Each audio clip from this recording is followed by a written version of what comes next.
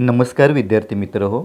आजच्या व्हिडिओमध्ये आपण इयत्ता 10वी मधील भूगोल विषयातील प्रकरण क्रमांक 2 स्थान आणि विस्तार हे समजून घेणार आहोत. साहजिकच तुम्हाला प्रश्न पडला असेल, स्थान आणि विस्तार नेमकं कोणाचं आहे? तर भारत आणि ब्राझील या दोन राष्ट्रांचा तुलनात्मक अभ्यास करून आपणाला हा मुद्दा समजून घ्यायचा आहे. दोन्ही देश कोणत्या गोलार्धामध्ये आहेत, अक्षवृत्तीय रेखावृत्तीय विस्तार या दोन राष्ट्रांचा कसा आहे, शेजारील देश कोणते आहेत, त्याचबरोबर या देशांना लाभलेल्या सागरी सीमा कोणत्या आहेत, त्याचबरोबर या दोन्ही देशांची ऐतिहासिक पार्श्वभूमी काय आहे, त्यांना कोणत्या समस्यांना सामोरे जावं लागलं, या देखील मुद्द्याचा आपण अभ्यास या प्रकरणामध्ये करणार आहोत. सर्वप्रथम आपण भारत आणि ब्राझील या दोन्ही राष्ट्रांच्या प्राथमिक पण महत्त्वपूर्ण बाबींच्यावरती फोकस करूया.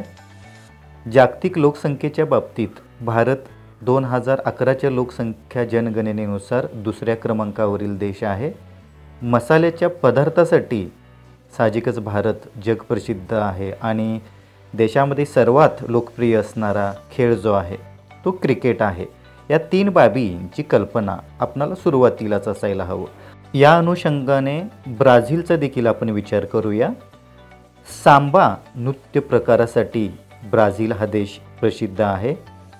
जगातील सर्वात जास्त कॉफीचे उत्पादन आणि निर्यात करणारा देश जो आहे तो ब्राझील आहे. त्यामुळं ब्राझीलला जगाचा कॉफी पॉट असे संबोधले जाते. आणि ज्या पद्धतीनं क्रिकेट हा भारतामध्ये लोकप्रिय आहे, त्याच पद्धतीनं फुटबॉल हा खेळ जो आहे ब्राझील देशामध्ये लोकप्रिय आहे. जे सुरुवातीच्या या बाबी आपणाला थोड्याशा वस्तुनिष्ठ प्रश्नांच्यासाठी महत्त्वपूर्ण आहेत. यानंतर भारत देशाचे स्थान नेमकं कोणत्या गोलार्धामध्ये आहे, विस्तार कसा आहे आणि सीमा कोणत्या लाभलेल्या आहेत हे समजून घेऊया. देशाचे नाव भारतीय प्रजासत्ताक, राजधानीचे नाव नवी दिल्ली आहे. स्थानाचा विचार करता भारताचे स्थान पृथ्वीवर उत्तर व पूर्व गोलार्धामध्ये येतं. हे तुम्ही सर्वात महत्त्वाचं आहे, ते लक्षात ठेवायचं आहे. आणि आशिया खंडाच्या दक्षिण भागात हा देश आहे. हे दोन मुद्दे लक्षात ठेवल्यानंतर नेमका विस्तार अक्षवृत्तीय आणि रेखावृत्तीय कसा आहे तो समजून घेऊया. अक्षवृत्तीय विस्ताराचा जर विचार केला तर 8°4' उत्तर अक्षवृत्त ते 37°6' उत्तर अक्षवृत्त असा विस्तार आहे. आणि भारताचे सर्वात दक्षिणेकडील टोक हे कन्याकुमारी नसून इंदिरा पॉईंट हे आहे आणि ते 6°45' उत्तर अक्षवृत्तावर आहे. याचा आपणाला विसर पडता कामा नये. रेखावृत्तीय विस्ताराचा विचार करता 68°7' पूर्व रेखावृत्त ते 97°25' पूर्व रेखावृत्त असा रेखावृत्तीय विस्तार आपणाला भारताचा सांगता येईल. आता अक्षवृत्तीय विस्तार आणि रेखावृत्तीय विस्तार या बाबी साहजिकच पुन्हा एकदा आपणाला वस्तुनिष्ठ प्रश्नासाठी महत्त्वाच्या आहेत. याच्यानंतर भारताला लाभलेल्या सीमा, सुरुवातीला शेजारील देश कोणते आहेत ते समजून घेऊया. भारताच्या पूर्वेकडे म्यानमार, बांगलादेश यासारखे देश आहेत, तर पश्चिमेकडे पाकिस्तान, अफगाणिस्तान यासारखे देश आहेत. दक्षिणेकडचा विचार करता श्रीलंका हा देश आहे, तर उत्तरेकडे चीन आहे, नेपाळ आहे. याचा विचार आपण करू शकतो. आता सागरी सीमा कोणत्या लाभलेल्या आहेत त्याचा जर विचार केला तर पूर्वेकडे बंगालचा उपसागर आहे, पश्चिमेकडे अरबी समुद्र आहे आणि दक्षिणेकडे हिंदी महासागर आहे. त्यामुळं बंगालचा उपसागर, अरबी समुद्र आणि हिंदी महासागर यांच्या सीमा भारताला लाभलेल्या आहेत. याच मुद्द्यांचा विचार करून जर आपणाला ब्राझीलचे स्थान, विस्तार आणि सीमा समजून घ्यायचे असतील तर सर्वप्रथम देशाचे नाव ब्राझील प्रजासत्ताक संघराज्य आणि राजधानीचे नाव आहे ब्राझिलिया. स्थानाचा विचार केला तर पृथ्वीवर ब्राझील देशाचा काही भाग उत्तर गोलार्धात आणि बहुतांश जास्तीत जास्त जो भाग आहे तो दक्षिण गोलार्धात आहेत. आता त्याचबरोबर या देशाचे स्थान पश्चिम गोलार्धात दक्षिण अमेरिका खंडाच्या उत्तर भागात आहे, हे आपणाला लक्षात ठेवायचं आहे.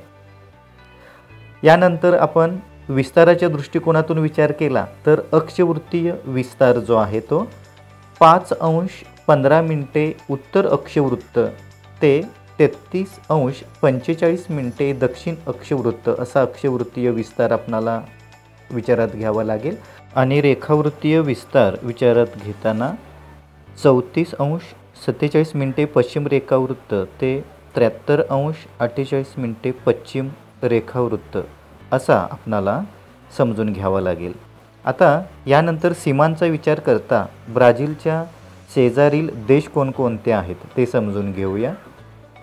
पश्चिमेकडे पेरू आणि कोलंबिया यासारखे देश आहेत, तर दक्षिणेकडे उरुग्वे, अर्जेंटिना यासारखे देश आहेत.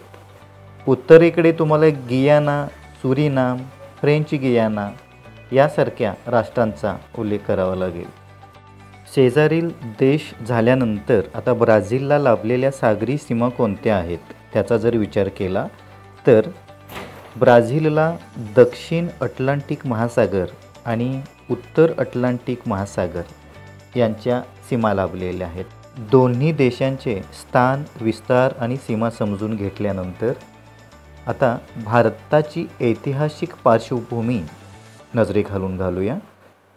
सुमारे 1.5 शतक भारत देश ब्रिटिशांच्या अधिपत्याखाली होता आणि 1947 साली भारताला स्वातंत्र्य मिळाले याची कल्पना आपल्याला सर्वांनाच आहे. स्वातंत्र्योत्तर काळात मात्र पहिल्या 20 वर्षातच 3 युद्धांना भारताला सामोरं जावं लागलं. एवढंच नाही तर अनेक भागातील दुष्काळी परिस्थितीला देखील तोंड द्यावं लागलेलं आहे. म्हणजे युद्ध आणि दुष्काळी परिस्थिती पाठीशी होती.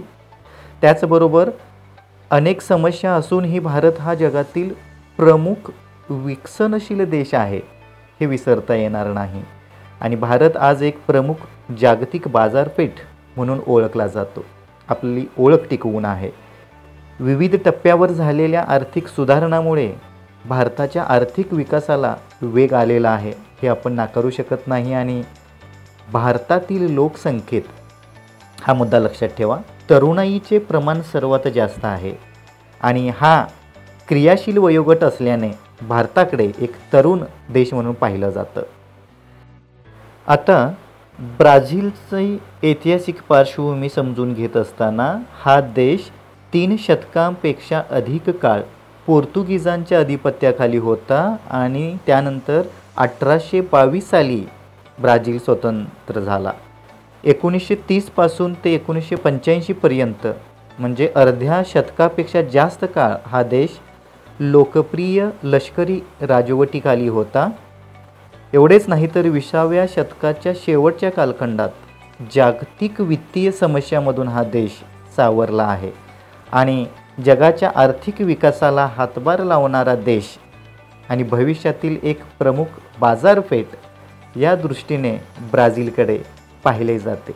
त्यामुळं भारत आणि ब्राझील ही दोन्हीही राष्ट्र स्वातंत्र्य मिळण्यापूर्वी देखील त्यांना काही समस्या होत्या. स्वातंत्र्य मिळाल्यानंतर देखील समस्यांना सामोरं जावं लागलं. असं असलं तरी या समस्यांमधून दोन्हीही राष्ट्र स्वतःला सावरून विकासाच्या दृष्टिकोनातून वाटचाल करत आहेत आणि जगाच्या पटलावरती आपली एक वेगळी ओळख निर्माण करण्याचं काम या दोन्हीही राष्ट्रांनी केलेलं आहे. अशा पद्धतीनं या प्रकरणामध्ये दोन्ही राष्ट्रांचे स्थान, विस्तार, सीमा आणि ऐतिहासिक पार्श्वभूमी कोणती आहे ते आपण समजून घेण्याचा प्रयत्न केलेला आहे. Thank you very much for watching this video.